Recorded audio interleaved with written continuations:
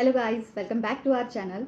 और मैं हूँ doctor Prachi, Riyansh's mother. Last time हमने जो वीडियो पोस्ट किया था, जिसका लिंक मैंने यहाँ पे अपडेट किया है, how to win gold in NSO exam, उसके बाद हमको बहुत सारे क्वेरीज आने शुरू हो गए थे। बहुत सारे पेरेंट्स के क्वेश्चन थे कि कौन ये एग्ज़ाम दे सकता है, इसका सिलेबस क्या होता है, ये कैसे रजिस्टर करना है, ये स्कूल के थ्रू होगा या हमको खुद करना पड़ेगा, and many more. So we thought let's come up with a small video, informative video, so आप सारे जो पेरेंट्स हैं उनको थोड़ा हेल्प हो जाए। तो let's start with the today's topic which is Olympia, all about olympiad exam. तो सबसे पहला क्वेश्चन था कि ओलंपियाड एग्जाम्स क्या होते हैं और इन्हें कौन दे सकता है। जैसे बहुत सारे लोग पूछते हैं, बहुत सारे पेरेंट्स पूछते हैं, junior KG, senior KG, first standard कौन दे सकता है। तो पहली चीज़, ओलंपियाड एग्जाम्स जो होते हैं वो आपके स्कूल की जो एग्जाम्स होती हैं उसके अलावा जो एग्जाम्स होते हैं, कॉम्पिटिटिव एग्जाम्स होते हैं, उनको ओलंपियाड एग्जाम्स बोलते हैं। मोस्टली जो रिनाउन ओलंपियाड एग्जाम्स है, जो रिनाउन ऑर्गेनाइजेशन है जो ये कंडक्ट करती है, उसमें से कुछ नेम्स है SOF, Science Olympiad Foundation, Silver Zone, Unified Council, Crest Olympiad, Unicus and many more. You can opt for anything.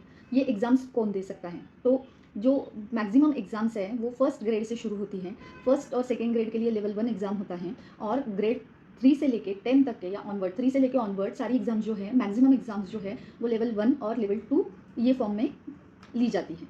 So question होता है कि क्या मेरे सीनियर केजी या जूनियर केजी का जो बच्चा है उसने ये एग्ज़ाम देनी चाहिए?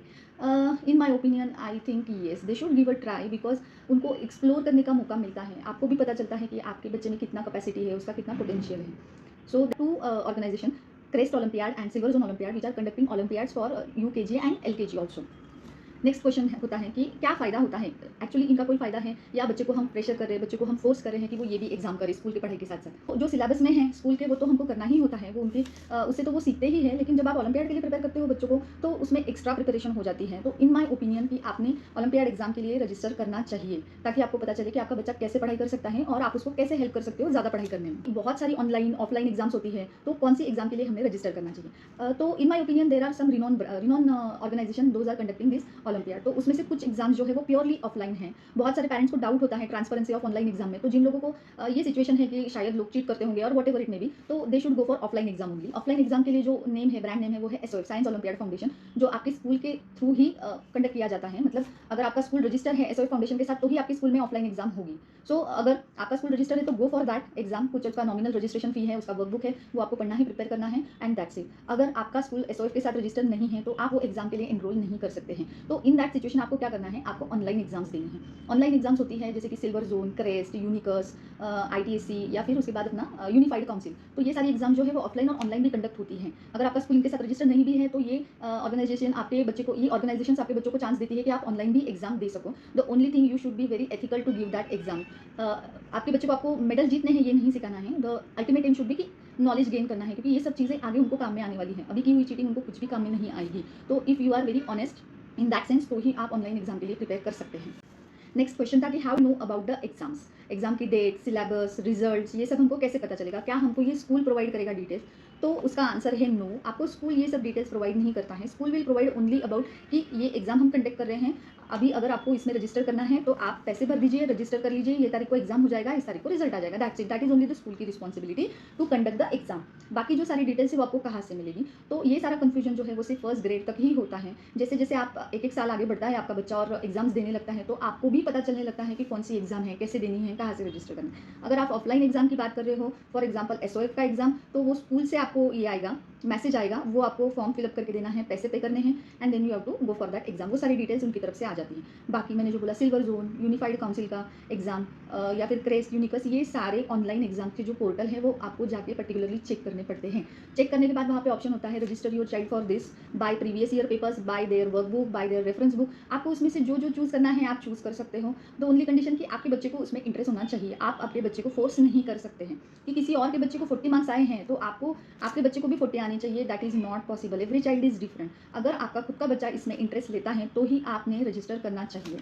नेक्स्ट क्वेश्चन था कि ये सारी एग्जाम साल में कितनी बार कंडक्ट की जाती हैं? तो मोस्टली जो ऑफलाइन एग्जाम होती है उनकी ऑल ओवर इंडिया या इंटरनेशनल जो भी है उनकी डेट सेम ही होती है। फॉर एग्जांपल हम एसओएफ से शुरू करते हैं। एसओएफ की जो डेट्स हैं वो 3 पार्ट में डिवाइड होती है, सेट ए, सेट बी और set C for every grade, मतलब फर्स्ट से लेके 10 तक की जो भी है। तो उसकी जो डेट्स है वो पहले से डिक्लेयर होती है, उनके पोर्टल पे डेट्स आई हुई रहती है। लेकिन डेट्स का सिलेक्शन स्कूल पे डिपेंड करता है। आपका स्कूल कौन सा सेट चूज़ करेगा, it depends on your school. तो आपका स्कूल जो भी सेट डिसाइड करता है कि ये पर्टिकुलर टाइम पे आपका एग्जाम होगा, तो वो पर्टिकुलर टाइम पे आपका एग्जाम होता है। For example general knowledge olympiad जो है वो अराउंड सितंबर में आती है, सितंबर अक्टूबर में। उसके थोड़े दिन बाद इंग्लिश आती है और मतलब अक्टूबर से लेके सितंबर अक्टूबर से लेके दिसंबर जनवरी के एंड तक के सारी एग्जाम्स खत्म हो जाती है।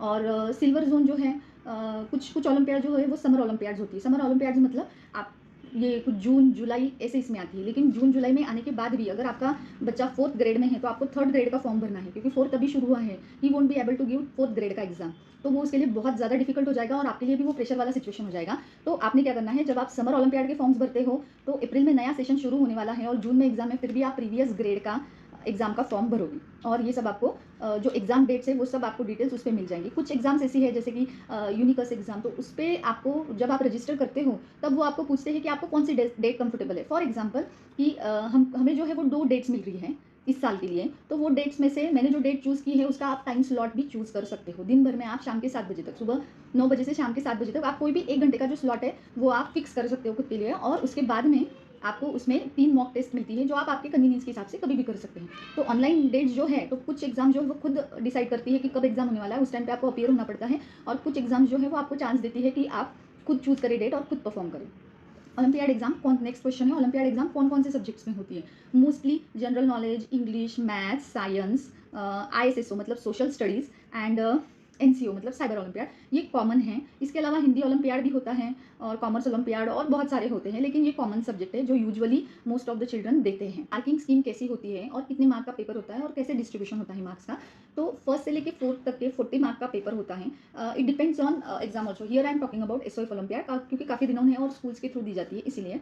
तो फर्स्ट से लेके 4th तक के 40 मार्क का पेपर होता है। 35 क्वेश्चन होते हैं और लास्ट के जो 5 क्वेश्चन होते हैं जिनको अचीवर सेक्शन बोलते हैं वो एक क्वेश्चन 2 मार्क्स का होता है।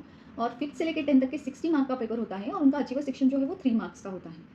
तो ये तो मार्किंग स्कीम हो गया। रिजल्ट हमें कैसे पता चलता है?